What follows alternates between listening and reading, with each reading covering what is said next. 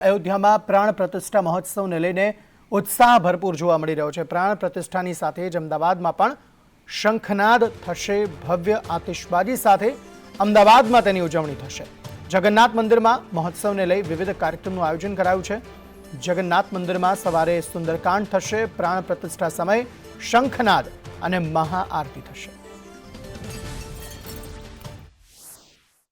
જેવી રીતે કે ભગવાન શ્રી રામજીની જન્મભૂમિ પર ભગવાનનો જ્યારે પ્રાણ પ્રતિષ્ઠા મહોત્સવ 22 જાન્યુઆરીએ થઈ રહ્યો છે, ત્યારે એ સમય દરમિયાન જગન્નાથજી મંદિરમાં પણ સવારના સમયમાં સુંદરકાંડનો પાઠ 9 થી 12 રાખવામાં આવેલ છે।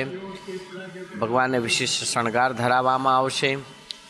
ત્યારબાદ જેવી રીતે કે શંખનાદ કરવામાં આવશે। શંખનાદ દ્વારા મહાઆરતી પણ ઉતારવામાં આવશે એ સમયમાં, અને આતશબાજી પણ કરવામાં આવશે। અને સંધ્યાના સમયે સારાય મંદિર પરિસરમાં ઠાકોરજીના સમક્ષ દીપમાળાનું આયોજન કરવામાં આવેલ છે।